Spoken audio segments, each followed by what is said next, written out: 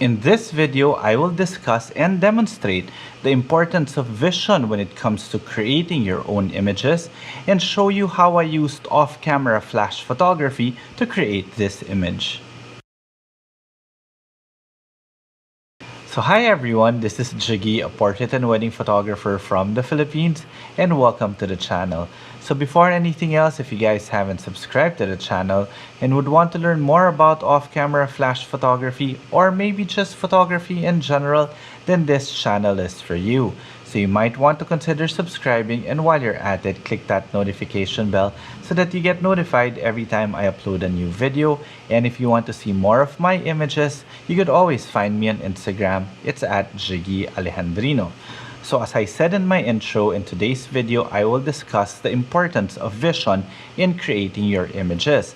I will do this by taking you behind the scenes during one of my engagement shoots and discuss one particular image that I feel is most applicable to this specific topic. So here goes. This is the scene that I chose to shoot in primarily because number one, I love how the clouds actually turned out, which you can't see in this particular image yet, but I will explain why.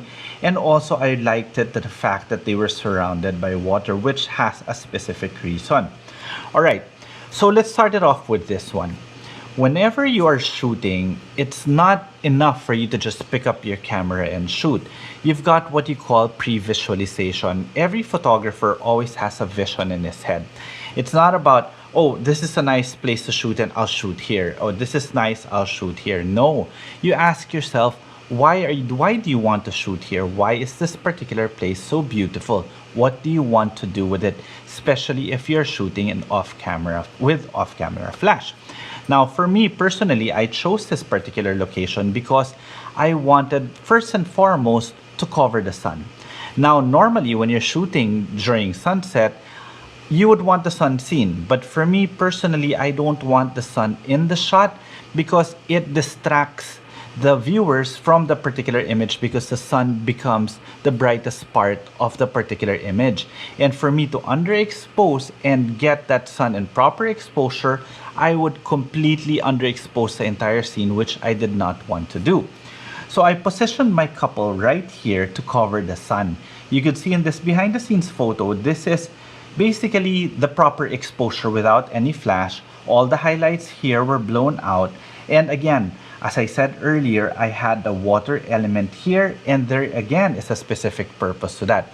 Oh, by the way, I shot everything using my Sony a7R Mark II in an 18mm 2.8 lens with the Photix Indra 500, which is a portable battery-operated studio strobe that gave me 500 watts of power. So initially, this is what I did to my exposure. So you could see from here, I underexposed the scene using just my aperture, my ISO, and my shutter speed. At this point, I was at f13 ISO 100 with a shutter speed of 1/250. You could see that the subject was underexposed, but this is what I wanted to bring out. I wanted to bring out the colors of the sky and the details of the clouds. Now, my flash was still too weak, but let me show you what my flash looked like. This was my Photix Indra 500, and I just had a standard reflector and a grid. What is a standard reflector? It's basically those 8-inch reflectors.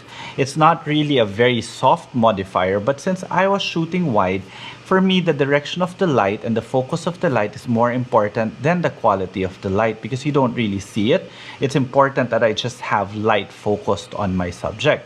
I even had a grid on my standard reflector to focus the light even more.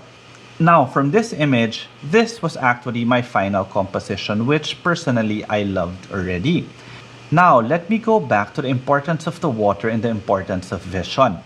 Okay, so I've already done the basics of off-camera flash photography, which was underexpose the scene, but again, my composition was pre-visualized. I wanted them there for a specific purpose. Number one, to cover the sun, and number two, to have the water element there.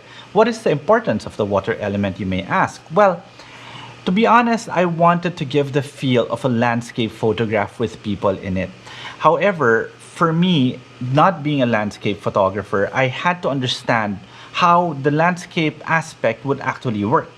So I remember talking to one of my friends who's a landscape photographer and asked him, how do you get emotions, or how do you get the well, actually, yes, the emotions from a specific landscape photograph, since the images that you're shooting are static? In other words, you've got rocks, you've got mountains, you don't have people there to convey emotion. And you get the emotion, you get the dynamics of the image, or how you make the image dynamic by playing around with the water or the sky or any moving object that nature has to give you. And I was like, you know what? That actually made so much sense, and it stuck with me when I was composing this image. You see here that I had my water scene. However, my problem was I knew that I was going to be shooting at 1 over 250, and that shutter speed would technically freeze water and turn that flowing water into a static image again, which I did not want to do personally.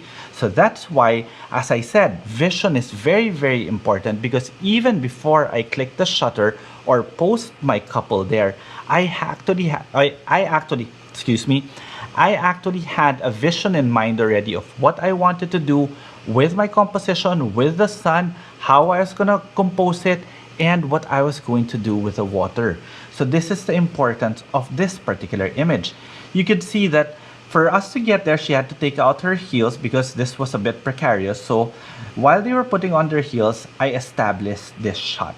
What did I do here? Instead of shooting at 1 over 250, I shot at 1/8 of a second at ISO, or sorry, at f-stop 22. The reason being, by shooting at a slow shutter speed, I was able to drag the shutter and give more movement here in the water to convey more emotion. Well, not necessarily emotion, but to make the image more dynamic, to make it feel as if it were moving. And this was actually the first shot that I took prior to even this particular shot. Now, putting this shot and this shot together and a slight tweak of my white balance, this was my final image. You could see that I masked this part here and overlaid it with this particular image, therefore creating technically a stacked image. It's not a composite because I shot it in the same area at the same, well, not the same time, but I just shot two separate images and put them together. It's a normal technique that, again, landscape photographers use, and I was able to apply it to my portrait photography work with off-camera flash. So by putting that element here, you could see that there's so much movement in the water. It's a little thing, like even this one, I didn't want to do streaking clouds, but you could see how the clouds, everything just led towards them, and focused your eyes to the subject, because again, they were also the brightest part of the image because I removed the sun and hid it behind the subject. Okay, so I hope you guys enjoyed this video, and if you have any questions, feel free to leave them in the comment section below.